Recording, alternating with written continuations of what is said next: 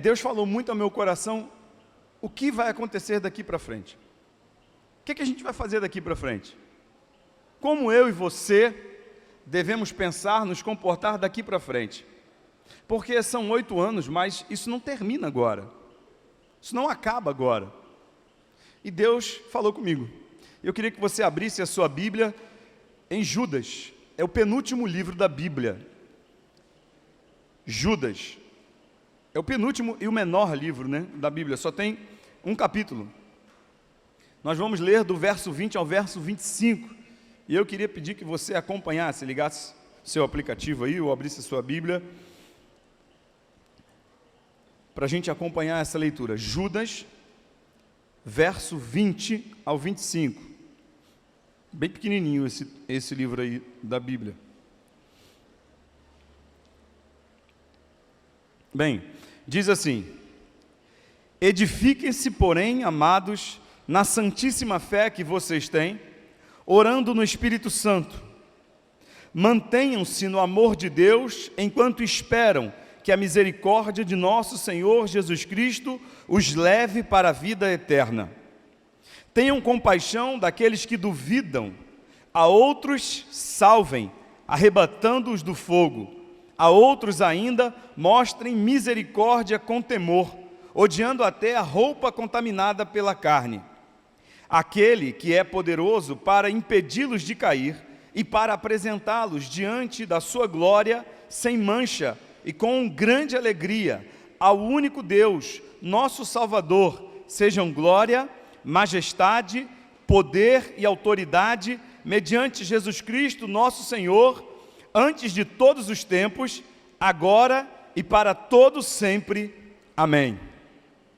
Bem, nesse texto aqui, eu vejo pelo menos 3 conselhos que Judas nos dá para o que fazer daqui para frente. E ele divide isso. Do verso 20 ao verso 21, ele diz o que fazer por si mesmo. O verso 22 e o verso 23, ele diz o que fazer pelos outros. E o verso 24 e 25, ele diz o que fazer por Deus. Vou explicar cada um desses conselhos que Judas nos dá. Primeiro, o que fazer por si mesmo. Primeiro ele diz: edifiquem-se, amados, na santíssima fé. Veja que esse grande evento, essa grande celebração, não é um ponto final. Hoje de manhã a gente estava orando com algumas irmãs de lá no Prado, e uma irmã chegou para mim e falou assim: pastor, eu queria ver um milagre. Eu queria muito ver um milagre. Eu falei assim: você acredita que o milagre pode acontecer? Ela falou assim: eu acredito. Então tudo bem. Fizemos lá o serviço, e quando estava terminando, eu chamei essa irmã e perguntei para ela: você viu algum milagre? Ela me olhou assim e começou a chorar. E eu insisti: você viu algum milagre? E ela ficou olhando para mim e chorando. E eu, sem entender por que ela estava chorando, perguntei: você viu algum milagre? E ela disse assim: pastor, eu não vi um milagre. Eu vi muitos milagres se realizando hoje aqui nessa manhã. Edifiquem-se a si mesmos. O que Judas está querendo dizer para a gente é que existe uma responsabilidade nossa. Isso só acaba se você quiser. Jesus nos convida a viver em novidade de vida. E cada dia pode ser uma festa, cada dia pode ser uma celebração, cada dia pode ser algo extraordinário de Deus na nossa vida. Mas nós precisamos nos edificar em Cristo Jesus. A fé que nós temos em Deus nos proporciona edificação. E isso pode acontecer a todo instante, a qualquer momento, depende de você. Sabe, quando eu saio de casa, eu sempre faço uma oração. Eu peço a Deus: Deus, me faça experimentar algo diferente hoje. Me faça ver algo diferente, me faça viver algo diferente. E cada dia que eu vivo, Deus me proporciona algo diferente. Nem sempre é extraordinário, às vezes são coisas ordinárias, mas Deus me faz vivenciar coisas diferentes todos os dias. Edifiquem-se a si mesmo, ou seja, a responsabilidade é de vocês, é nossa. Nós podemos viver em novidade de vida, nós podemos viver e experimentar tudo aquilo que Deus tem para fazer nas nossas vidas, depende de nós. Não aguarde que a igreja faça, não aguarde que a liderança faça, faça você. Não espere que algo aconteça de fora para dentro, busque você que algo aconteça.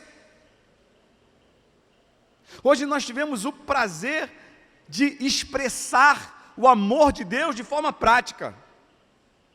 Você pode fazer isso todo dia.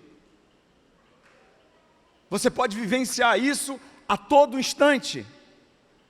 Você pode ter essa experiência no seu dia a dia, no seu trabalho, na sua escola, na faculdade, no seu lar. Basta você querer. Edifique-se, a ordem é para você fazer isso. Você busca e você encontra. Você pede e você recebe. Você bate e a porta se abre. É uma responsabilidade sua.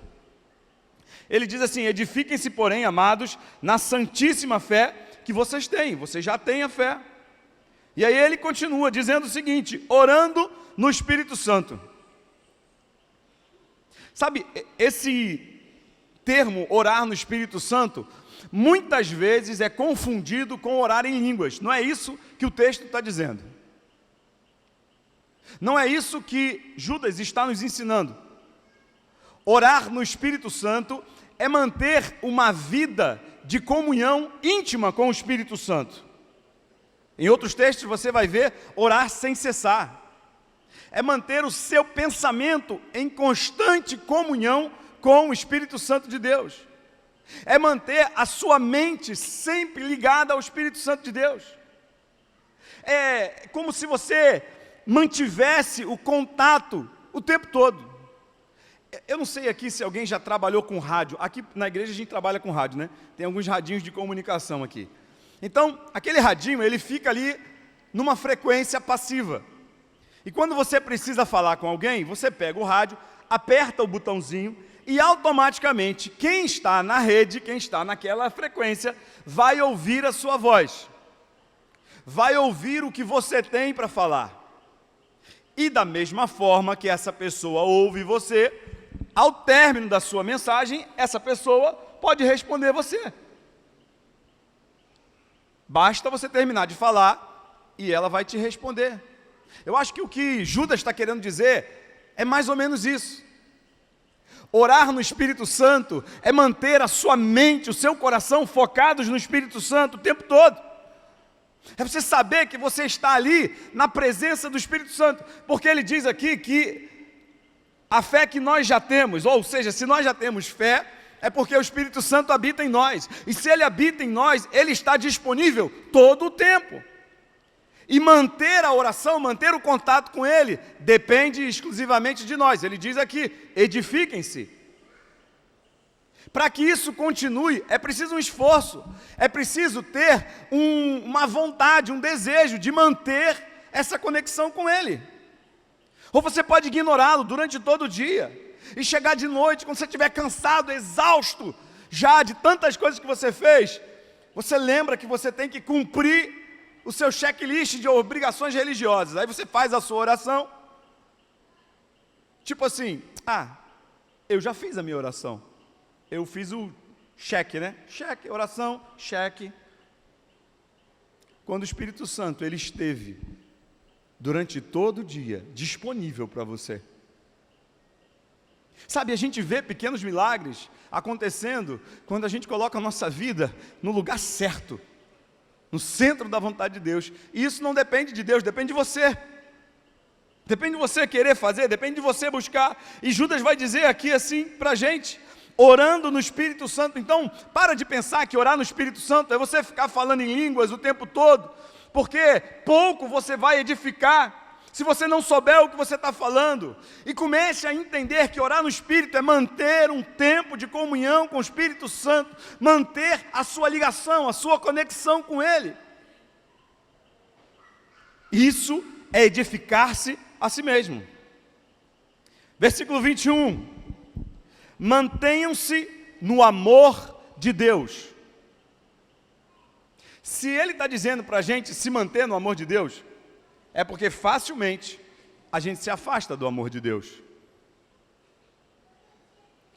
Lá em 1 João, capítulo 3, verso 7, verso 8, João vai dizer assim: amados, vamos amar uns aos outros, porque o amor vem de Deus, e todo aquele que ama é nascido de Deus.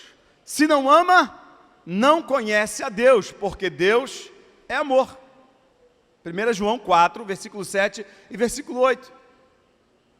Ou seja, manter-se no amor de Deus é entender que como Ele nos amou, nós devemos amar. Você pode fazer isso que a gente fez hoje, todo dia. Como assim, pastor? Mas como é que eu vou fazer isso?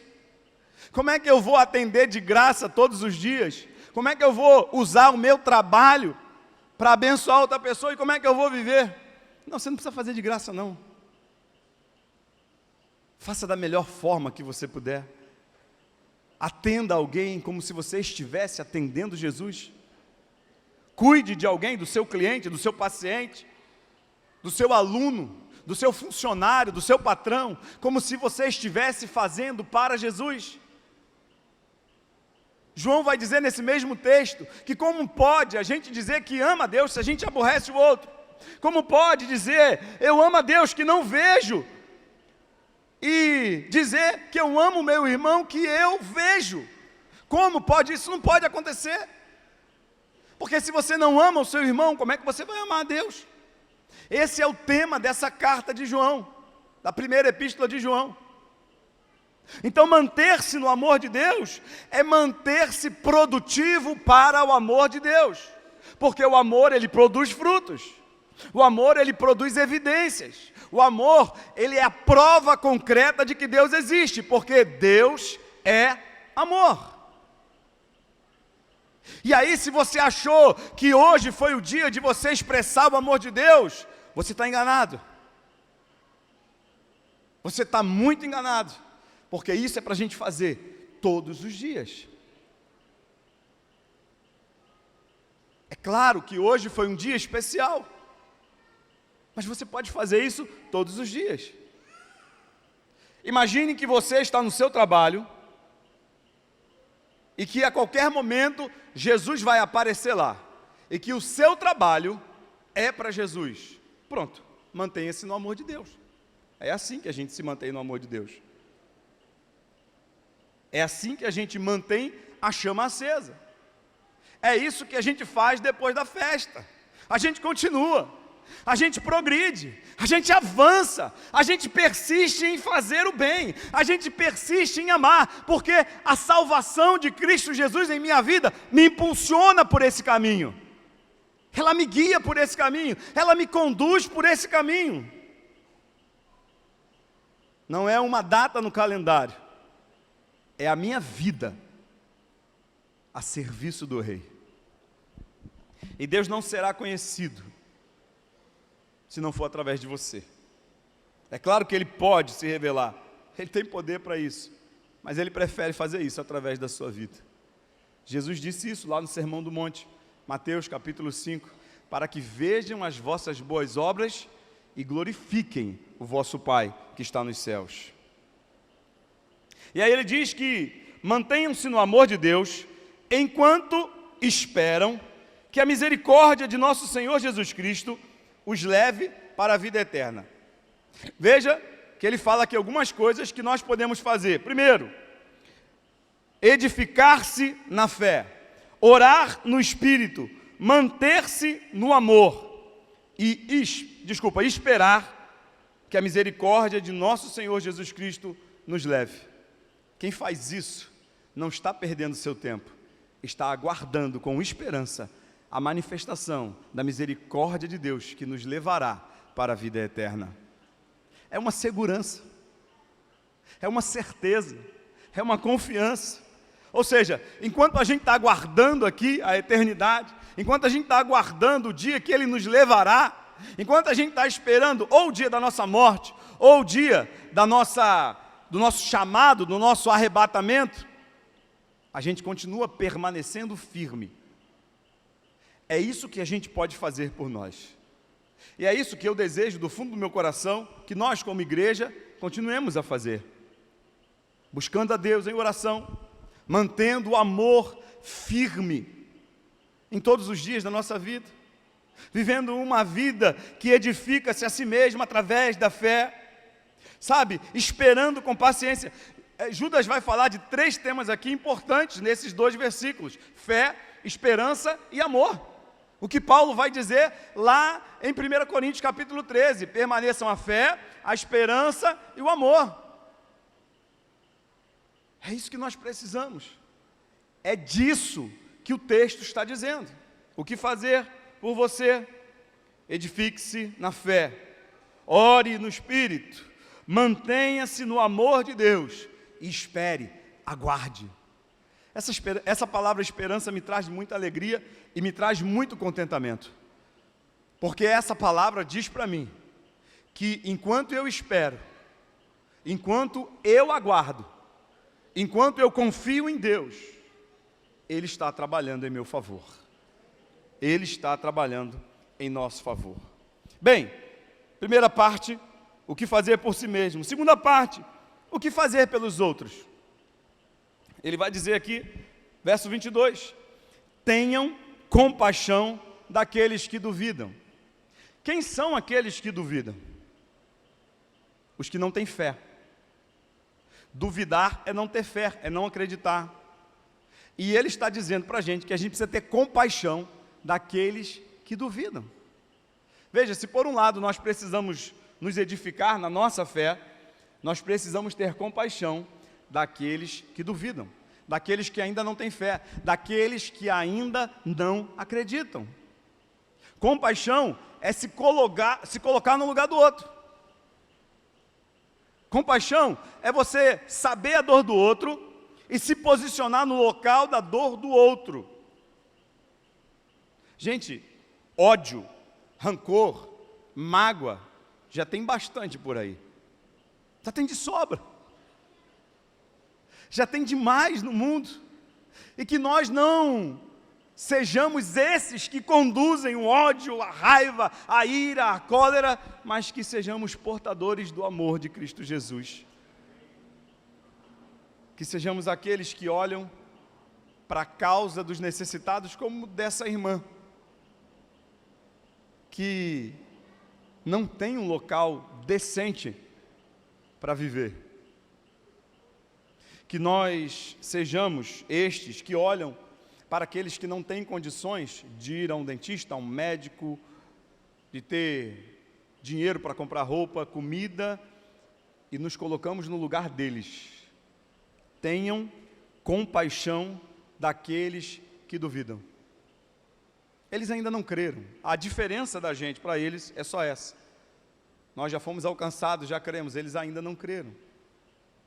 E nós precisamos entender isso. Se a igreja não entender que esse é o papel dela, se a igreja não entender que essa é a missão dela, quem o fará? Quem o fará? Nós estamos aqui por uma causa. Nós estamos aqui por um motivo, porque Ele nos amou primeiro, Ele nos resgatou, Ele nos salvou, Ele nos comprou com o seu sangue precioso, e Ele tem outras ovelhas a arrebanhar, e nós somos aqueles que vamos buscar as ovelhas para Ele. Precisamos ter compaixão, precisamos entender que a dor de Deus é a nossa dor, que o sofrimento de Deus é o nosso sofrimento, que o amor de Deus é o nosso amor por aqueles que ainda não o conhecem. Aí ele acrescenta no versículo 23, dizendo assim: a outros salvem, se empenha, vai lá buscar essas pessoas, vai lá falar com essas pessoas. Ele diz assim, arrebatando-os do fogo. Arrebatar é uma palavra muito forte, é como se você estivesse arrancando alguém de algum lugar. Então essa é a nossa missão, essa é a missão da igreja. Precisamos continuar. O evangelho foi pregado esse dia de forma especial com as nossas vidas, com aquilo que nós produzimos para o outro, mas precisamos continuar. Precisamos ir aonde aqueles estão perdidos, onde eles estão indo para a destruição, e arrebatá-los pelo poder do Espírito Santo de Deus. Devemos ter compaixão por esses. Precisamos salvá-los. É claro que essa palavra salvá-los não está dizendo que a nossa obra vai salvá-los, porque a única obra que pode salvá-los é a obra de Cristo Jesus. Nós precisamos ir buscá-los e levar a palavra para que o Espírito Santo toque no coração deles, eles tenham fé, creiam, se arrependam e sejam transformados pelo Espírito Santo de Deus. Essa missão é nossa. Deus confiou essa missão a mim e a você. Isso não para hoje, isso não termina hoje. Esse é o nosso DNA. Rio é rua. Essa é a nossa mensagem, Jesus Cristo. Nós precisamos entender isso e viver sob essa perspectiva. Nós precisamos entender isso e internalizar isso na nossa cabeça, entender que temos um chamado, que temos uma missão: salvar vidas para o Rei dos Reis. Paulo diz assim, eu me fiz de tolo para com os tolos, me fiz de sábio para com os sábios. Em outras palavras, Paulo diz assim, olha, eu fiz tudo o que podia fazer para que a mensagem fosse pregada, para que a mensagem fosse entendida. Paulo, ele se deixa levar pelo Espírito Santo e ele faz com que a multiforme graça de Deus se manifeste através da sua vida para alcançar todos aqueles que Jesus havia chamado. E se eu perguntar para você, eu não quero ouvir a resposta, mas se eu perguntar para você, qual é o seu esforço para que isso aconteça? O quanto você se esforça no dia a dia para que isso aconteça?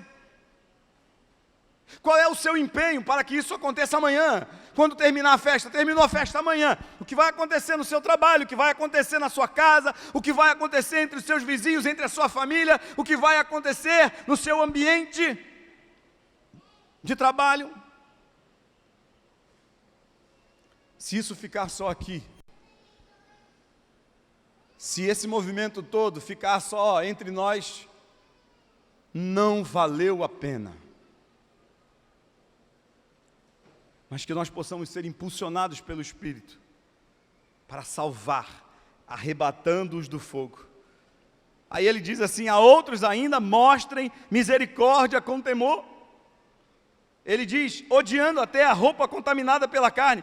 Eu acho que essa expressão aqui, ele está querendo dizer o seguinte, olha, tem gente que a gente vai chegar perto que vai estar contaminada pela carne.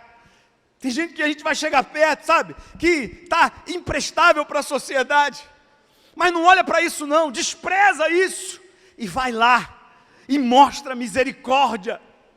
Mostra a misericórdia para essas pessoas que precisam. Se cada um de nós assumir a sua postura diante daquilo que Deus nos cobra, como será diferente? Como será diferente? Como a nossa cidade será diferente? Como o nosso país será diferente? Como a nossa família será diferente? Misericórdia. Deus quer que nós tenhamos misericórdia.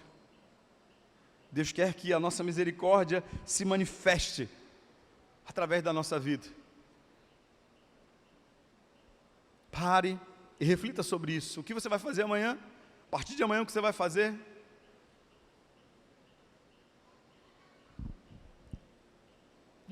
Ele fala sobre o que fazer por si e o que fazer pelo outro. Salve. Eles precisam de salvação. Sabe quando você recebe uma notícia boa, muito boa, e você quer contar para todo mundo, você quer contar para sua família, você quer contar para os seus amigos, para o seu parente, você está no ônibus, você não quer nem saber, você começa a contar para o cara que está do seu lado, você está tão feliz, você está tão envolvido com aquela notícia, que você começa a contar para uma pessoa que você não conhece. É isso que o Evangelho faz na gente. A gente precisa contar para os outros. A gente precisa anunciar essa mensagem. Sabe, a gente está aqui de passagem, isso aqui é passageiro. Esse tempo aqui é muito pequeno, é muito curtinho comparado à eternidade. Por isso vale a pena deixar-se gastar pelo Evangelho. Vale a pena pagar o preço da humilhação, da vergonha. Vale a pena fazer isso, porque não dá para comparar com a eternidade. O texto vai dizer assim, porque a nossa leve e momentânea tribulação. Ou seja, é leve e momentânea. É leve porque a gente pode suportar, e é momentânea porque é passageira. Produz para nós um peso muito excelente de glória eterna em Cristo Jesus. Peso é valor, é algo de valor. Ele está dizendo, olha, que essa tribulação, esses problemas, os aperreios da vida, não podem se comparar, porque eles produzem para nós um peso, ou seja, algo de valor eterno que não se corrompe. Se você descobrisse que hoje seria o seu último dia na vida, que você iria morrer, o que você faria? Eu tenho certeza que você seria intencional em tudo o que você fosse fazer. Talvez você reuniria a sua família, talvez você conversasse com os seus pais, talvez você conversasse com seus filhos, talvez você tivesse aquela conversa séria que você não tem há muito tempo, talvez você pedisse perdão. Talvez você repensasse a sua vida e analisasse aquilo que você não fez e que você precisa fazer, porque é o seu último dia, falta pouco tempo, vai terminar. Você não tem muita oportunidade, então você tem que fazer aquilo. O sentimento que a gente tem que ter em relação à mensagem de Cristo Jesus é essa. A gente não sabe o tempo que a gente tem, a gente não sabe o tempo que o outro tem, a gente não sabe se nós teremos outra oportunidade. Então é possível e é preciso, necessário que a gente faça, enquanto ainda temos tempo. Tenham compaixão por aqueles que duvidam, salvem a outros, arrebatem-os do fogo, a outros ainda mostrem misericórdia. É isso que nós precisamos fazer daqui para frente. É isso que nós temos que continuar fazendo. Eu não sei, sinceramente eu não sei se nós teremos um 9º ano. Eu não sei. Pode ser que o Rei dos Reis volte antes do ano 9. E se ele voltar, vai ser festa. Vem logo, Maranata. Mas se ele não voltar, eu quero continuar servindo, eu quero continuar trabalhando, eu quero continuar me gastando pelo Evangelho. Eu quero que essa igreja entenda essa mensagem e faça da mesma forma. A responsabilidade não é só nossa, dos pastores, não é só da liderança, não é só dos ministérios. A responsabilidade é de qualquer um que ouviu e entendeu a mensagem do Evangelho de Cristo Jesus. Vale a pena crer, vale a pena sofrer, vale a pena viver pelo Evangelho de Cristo Jesus. Terceira parte. O que fazer por Deus? Veja, se a gente faz isso, se você edifica-se a si mesmo, se você busca uma vida de intimidade, de comunhão com Deus, se você está mantendo a sua vida no amor de Deus, se você aguarda com esperança o dia que Jesus nos leve para a eternidade, se você caminha na direção do outro, se você caminha para pregar o Evangelho àqueles que não conhecem, para viver o Evangelho na vida daqueles que não conhecem, se você tem compaixão, se você tem amor, se você está arrebatando alguns do fogo, fique tranquilo, porque você vai cumprir e realizar o que nós precisamos fazer por Deus, que é o versículo 24 e 25. Veja que ele começa o versículo dizendo o seguinte: aquele, ou seja, para aquele. E deixa eu falar uma coisa para você aqui, para você entender de uma vez por todas. Se você não entendeu isso, tudo que a gente faz para Deus, busca a santidade, vive uma vida de oração, de comunhão, a gente prega o Evangelho, isso não é sobre você, isso não é sobre mim, isso não é sobre o pastor Thomas, isso não é sobre um grupo de pessoas, isso é sobre Deus. Esse aquele aqui tem uma crase aqui no A, ou seja, para aquele. Entenda de uma vez por todas que o seu trabalho, o seu serviço, é claro que ele atinge o outro, mas ele é para a glória de Deus. É difícil às vezes entender isso, e é difícil às vezes explicar isso para as pessoas, porque as pessoas acham que elas estão servindo, estão trabalhando exclusivamente por uma instituição, por um grupo de pessoas, por um líder. E aí o que acontece? Facilmente elas desanimam, facilmente elas param, facilmente elas dizem assim: Ah, não, eu cansei de fazer por aquela igreja. E eu fui muito decepcionado. Eu fui muito magoado. Eu cansei de me esforçar por aquele ministério. E eu fui muito maltratado. Você foca os seus esforços em agradar uma pessoa, em agradar um ser humano, em agradar um grupo de pessoas, em agradar uma entidade. Está errado.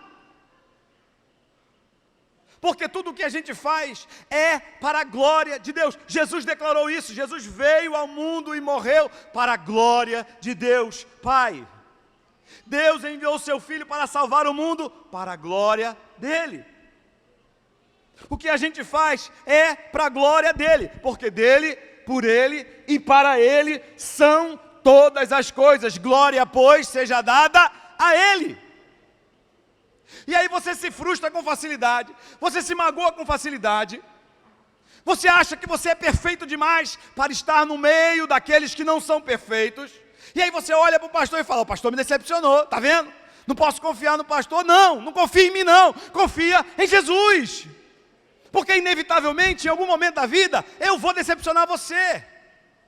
E se você estiver olhando para mim, se você estiver esperando muito de mim, você vai ficar pelo caminho, você vai desistir.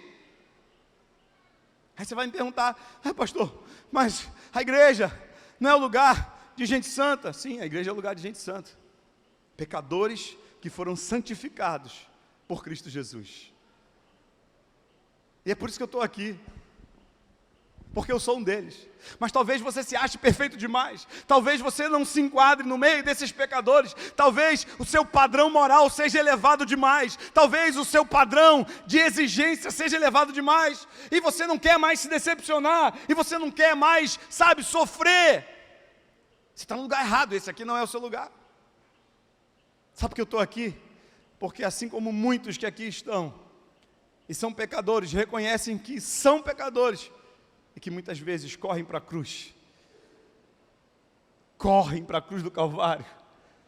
Porque na cruz, somente na cruz do Calvário, que eu encontro o perdão dos meus pecados, que eu encontro o alívio do meu cansaço, que eu encontro o refrigério da minha alma. É lá na cruz, onde Cristo morreu de uma vez por todas, pelos meus, pelos seus, pelos nossos pecados passados, presentes, futuros, e no seu sangue comprou para Deus homens de toda tribo, língua e nação, e constituiu reis e sacerdotes para reinarem com Ele eternamente. É por isso que eu estou aqui, porque eu entendo que sou um pecador e eu necessito da cruz de Cristo Jesus. É para Ele, é por causa dEle, o meu objetivo é Ele. Sabe por quê? Porque o texto diz: para aquele que é poderoso de impedi-los de cair. Eu sei que eu posso cair, eu sei que você vai cair, faz parte da caminhada, mas Ele é o único que pode nos impedir de cair. Ele é o único que nos toma pela mão. Ele é o único que nos conduz. Ele é o único que entende os nossos dilemas e as nossas fraquezas. É para Ele. É para esse trabalho todo, esse esforço todo. É para a glória dEle. É para que as pessoas olhem e digam: não, realmente, Deus me ama. Deus me ama porque uma pessoa que eu não conheço, que eu nunca vi na vida, foi lá e fez um tratamento dentário em mim. Uma pessoa que eu nunca vi na minha vida foi lá e disse para mim que Jesus me amava, mas ela cuidou das minhas feridas, ela me deu remédio, ela cuidou da minha mágoa, ela escutou a minha queixa, ela ouviu o meu clamor, ela entendeu que eu estava sofrendo e ela estava disponível para isso. Eu acredito em Deus, porque Deus se manifestou através da vida dessa pessoa, e quando ela vê isso, ela glorifica o nosso Pai que está nos céus. É para Ele, é por causa dEle, é Ele que nos impede de cair. E Ele diz mais: para apresentá-los diante da sua glória, sem mancha, sem mácula. Sabe, é Ele que tem o poder de nos purificar, de fazer-nos todos iguais, redimidos, justificados, lavados pelo sangue de Cristo Jesus. Onde está o seu pecado? Seu pecado ficou na cruz do Calvário, quando Cristo decidiu morrer por todos eles. É para a glória dele. É para a glória dele. Com grande alegria, ao único Deus. Veja, meus irmãos, o que ele está dizendo aqui, que essa vida que a gente vive, de acordo com o que a palavra nos ensina, produz alegria. A melhor forma do crente se alegrar é quando ele glorifica a Deus, é quando ele exalta a Deus. Sabe, esse texto aqui, ele é comum em algumas cartas, e ele é chamado de doxologia. Doxologia é uma forma de louvar, de exaltar a grandeza de Deus. É uma forma, segundo alguns autores teólogos, a forma mais sublime de expressar louvor a Deus é através de uma doxologia. E é o que o texto está dizendo para a gente aqui, é para a glória dele, ao único Deus, nosso Salvador, sejam glória, majestade, poder e autoridade. É para ele que a gente trabalha, é para a glória dele que a gente faz tudo isso, porque a ele pertence todas essas coisas, poder, majestade, glória e autoridade. Veja que o nosso trabalho, ele tem um objetivo principal de glorificar a Deus. A nossa vida tem o objetivo principal de glorificar a Deus. O que a gente faz aqui e o que eu espero que a gente continue fazendo daqui para frente é para a glória de Deus. Para que Ele seja exaltado, para que Ele seja glorificado, para que Ele seja conhecido. E aí veja o que Ele vai dizer. Mediante Jesus Cristo, o nosso Senhor, antes de todos os tempos. Você consegue entender isso? Esse texto de Judas é pequeno, mas ele é muito profundo. Nosso Senhor, antes de todos os tempos. Antes de tudo existir, antes do tempo existir, Ele é Senhor. E Ele é o nosso Senhor. Ou seja, o que nós fazemos é para exaltar e para glorificar alguém que é. Antes de tudo existir, Ele é. Eu não sei se você já teve essa experiência. Eu não sou bom de futebol, nunca fui e não gosto de futebol. Mas eu gostava muito de brincar de pique. Pique, né? Todo mundo sabe o que é pique, né? Pique, bandeira, ladrão, essas coisas todinhas, né? E quando a gente ia tirar time, geralmente a gente queria ficar no time de quem? Do melhor, né? De quem ganha. É sempre assim. Sempre tem alguém que corre mais, sempre tem alguém que é mais esperto, sempre tem alguém que é mais ágil. E toda vez que você vai tirar um time, você quer ficar no time de quem? Dessa pessoa. Para quem gosta de jogar bola, todo mundo quer ficar no time do craque, né? Então eu não gosto de jogar bola, eu não posso nem falar de bola, que não é minha praia. Mas de pique eu sei brincar de pique. A gente gosta de estar no time de quem ganha. Pois é, sabe quem é o comandante do nosso time? Aleluia! É o Senhor Jesus, aquele que é antes de todo o tempo, ou seja, antes de tudo existir, Ele já governava todas as coisas, Ele já tem o poder na sua mão, antes de tudo existir, é para Ele a glória. É Ele. E eu estou no time dele e não abro. Não saio, eu não saio de jeito nenhum, eu vou com Ele até o final. O sangue pode dar na canela, mas eu não desisto, eu estou com Jesus. Antes de todos os tempos, agora, se você acha que Jesus está ausente, que Jesus perdeu o controle, não, Ele é antes de todos os tempos e também é agora, está tudo na mão dEle, está tudo no controle dEle, está tudo sob a vista dEle.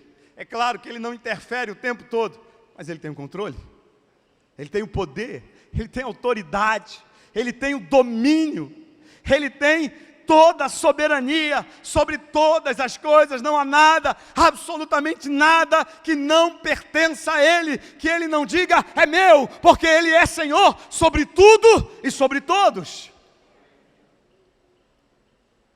Está indo de mal a pior o mundo? Fica tranquilo, Ele está no controle.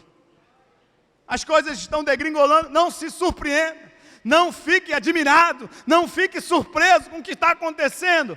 Ele continua reinando soberanamente sobre todas as coisas, antes de todos os tempos, agora. Mas não é só antes e agora, antes de todos os tempos, agora e para todo o sempre. Eu acho que Judas quis exagerar. Ele poderia ter falado só e para sempre. Já seria suficiente. Dizer que ele tem um controle para sempre é mais do que suficiente. Porque se é para sempre, não tem fim. Se é para sempre, não tem limite. Se é para sempre, não tem validade. Mas aí, Judas ele exagera. Ele diz assim, para todo o sempre. Para todo o sempre. Todo o sempre. Ontem, hoje e para todo sempre. Não haverá um dia sequer na existência da eternidade que Deus não deixe o controle dele. Ele está no controle e ele mantém o controle por toda a eternidade. Isso é segurança, isso é garantia, isso é certeza de que ele venceu e vencerá para todo sempre. É para ele que a gente está trabalhando, é para ele que a gente está se esforçando, é para a glória dele, desse Senhor que reina soberanamente. E a grande pergunta que eu quero fazer para você nessa noite: o que você vai fazer amanhã? Você escolhe, você pode decidir. Você pode ir para casa e comentar apenas do que aconteceu. Você pode ir para casa e dizer assim, foi muito bom, você não sabe. Você pode ir com aquela vontade louca de dizer para todo mundo da tua família que foi muito bom, que foram mais de 700 pessoas atendidas, que foram muitas pessoas que tiveram auxílio médico e que talvez não tivessem oportunidade de ir ao médico, pessoas que estavam esperando há meses para fazer um eletrocardiograma, pessoas que estavam esperando há meses para fazer uma restauração, pessoas que estavam esperando há muito tempo para ir a um médico fazer um exame clínico. Você pode comentar isso. Você pode fazer o seu dia mais feliz e o dia da outra pessoa mais feliz, lembrando o que aconteceu. Ou você pode continuar nesse dia. Você pode continuar vivendo essas experiências. Você pode continuar experimentando essa fé poderosa, desse Espírito Santo que habita em você. Você pode continuar mantendo-se firme no amor de Deus. Você pode experimentar, alcançar aqueles que estão queimando no fogo.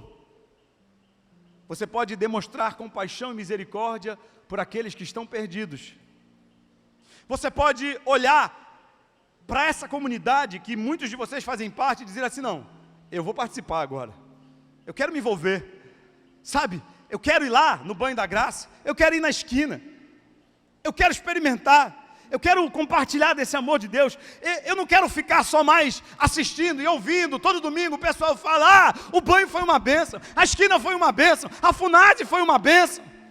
Você pode sair desse lugar e ir para frente de batalha. Você pode chegar no seu trabalho amanhã e dizer assim, olha, esse final de semana na minha igreja foi incrível. Mas sabe o que é mais incrível ainda? É que tudo que Deus fez, Ele pode fazer na sua vida. Você pode chegar lá na faculdade, reunir seus amigos e dizer assim, olha, eu tenho uma coisa para contar para vocês. E eu não posso me calar. Jesus ama você. E você não tem noção do quanto Ele ama você. E eu vou mostrar para vocês aqui, como Jesus ama você. Isso aqui aconteceu lá na minha igreja. Mas pode acontecer na tua vida também. Você pode tomar uma decisão e entender de uma vez por todas que tudo que a gente faz aqui é para a glória de Deus. Você pode parar do seu mimimi, de ficar olhando para ser humano, achando que pastor, achando que gente, sabe, está controlando a tua vida, achando que alguém está olhando o que você está fazendo. Esquece isso e olha para Jesus. Esquece o pastor e olha para Jesus. Esquece o líder e olha para Jesus. Foca o teu olhar em Jesus Cristo. Foca a tua caminhada em Jesus Cristo. E coloca de uma vez por todas na tua cabeça que tudo que a gente faz é para a glória dEle. Então para de ficar se magoando com besteira, com coisa pequena, e dizendo, não vou mais servir, não vou mais trabalhar, sabe, eu não encontro uma igreja perfeita, e você não vai encontrar uma igreja perfeita. A igreja perfeita sou eu e você.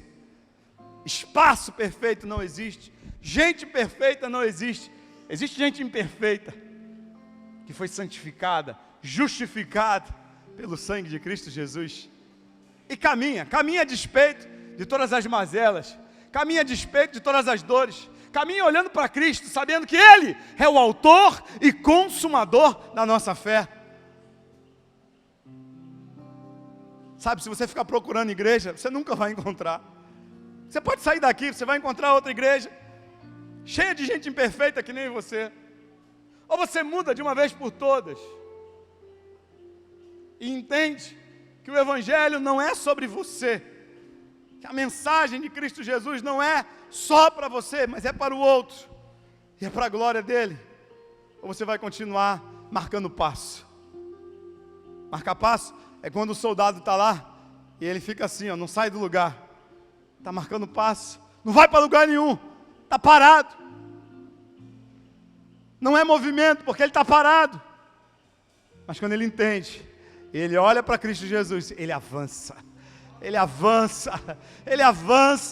olhando nós para Ele. Se você olhar para Ele, você não vai ser confundido. Se você olhar para Ele, você não vai ficar parado. Não vai parar. Essa igreja não vai parar. Esse serviço não vai parar. Sabe por que não vai parar? Porque foi Jesus que nos chamou. Vai continuar, para a glória de Deus, até Ele voltar. Se for antes do 9º ano, glória a Deus. Se não for, vai para o 9º, vai para o 10º, 11º, até que Ele venha. Até que Ele venha.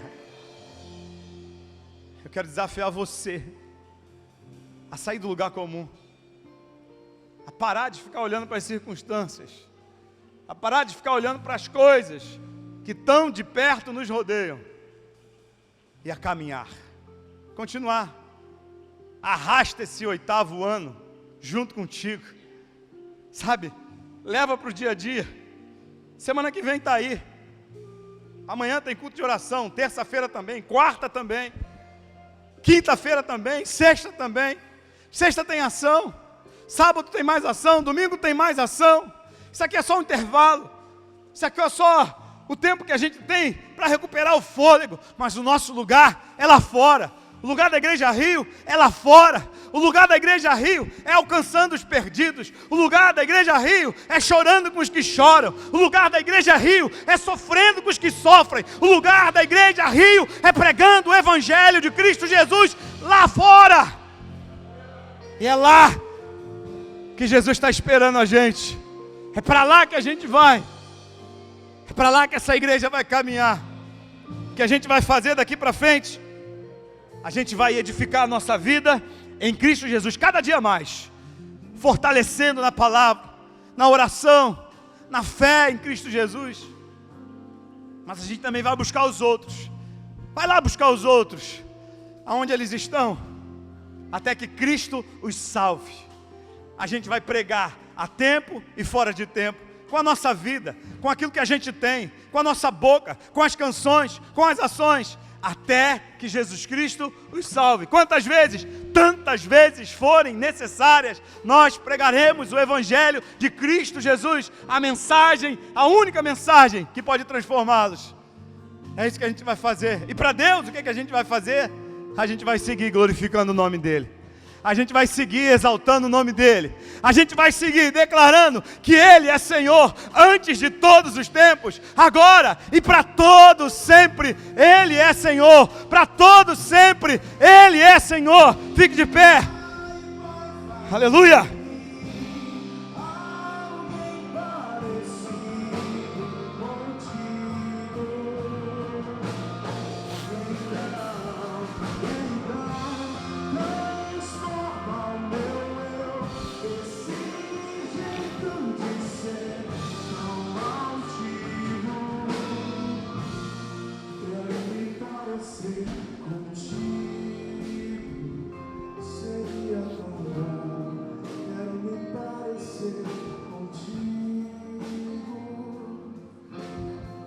Você pode reclamar de muitas coisas na Igreja Rio. Eu sei que a gente às vezes pisa na bola, mas tem uma coisa que você não pode reclamar aqui da Igreja Rio. Eu não deixo você reclamar disso. É que a gente não trabalha. É que não tem serviço para você fazer. Isso você não pode reclamar. Eu não vou deixar você reclamar. Talvez você não esteja ainda. Talvez você ainda não entendeu. Mas se você quiser, se você entendeu a mensagem nessa noite, não tem lugar para você ficar parado. Você pode fazer. O pouco que você pode fazer pode ser muito na vida de muita gente. Sabe aquela irmã que eu falei no começo da pregação? Eu sou chato, quem me conhece sabe que eu sou chato. Eu falei para ela assim: ô irmã, vem cá, me diz uma coisa. Qual foi o milagre que a senhora viu? A senhora disse que viu muitos milagres. Mas qual foi o milagre que a senhora viu? Aí, depois que ela parou de chorar, ela falou: senta aqui, pastor. Aí eu sentei do lado dela. Aí ela falou assim para mim: pastor, eu nunca servi a Deus com as coisas que eu faço. Eu nunca preguei o Evangelho e nunca falei de amor ajudando alguém como eu fiz hoje. Sabe, e eu estava conversando com algumas pessoas, e as pessoas disseram assim para mim: que igreja é essa? Que igreja é essa, moça? Me diz, porque o pessoal até fala que Jesus ama a gente, mas a gente volta para casa às vezes com fome, com dor de dente, com dor de cabeça, com a autoestima lá embaixo. Mas por incrível que pareça, ninguém falou hoje para mim que Jesus me ama. Mas eu me senti amada como eu nunca fui amada na minha vida. Eu senti que realmente Deus existe, porque eu estava em casa, e aí passou lá um pessoal falando que ia ter um dia de serviço. Sabe, muita gente já foi lá na minha casa entregar folheto, e eles entregavam o folheto e diziam assim: Jesus te ama. Mas eu nunca senti esse amor. Para mim, esse negócio de Jesus me ama era mentira, era conversa fiada, era uma historinha. Mas hoje, pela primeira vez em 65 anos de vida, eu sei que Deus me ama. Sabe quem faz isso? É o Espírito Santo de Deus. Pode ser um pouquinho, pode ser 5 pães e 2 peixinhos, mas se você colocar na mão de Jesus, Ele transforma isso, e Ele vai alimentar uma multidão. Ele vai saciar a fome de muita gente, Ele vai levantar a autoestima de muita gente, Ele vai amar muita gente. Sabe por quê? Porque Ele é Senhor sobre todas as coisas, e Ele quer mover você para a glória dEle. Então sai do seu lugar, para de ser egoísta, e começa a viver o Evangelho, começa a salvar pessoas para a glória de Deus Pai. Aleluia!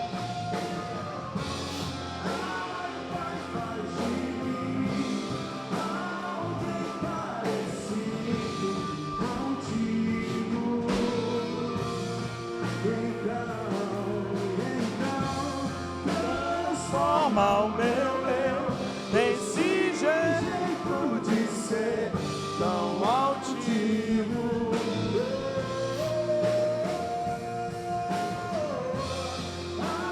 Vai, faz de mim. Quer falar alguma coisa? Quer falar alguma coisa?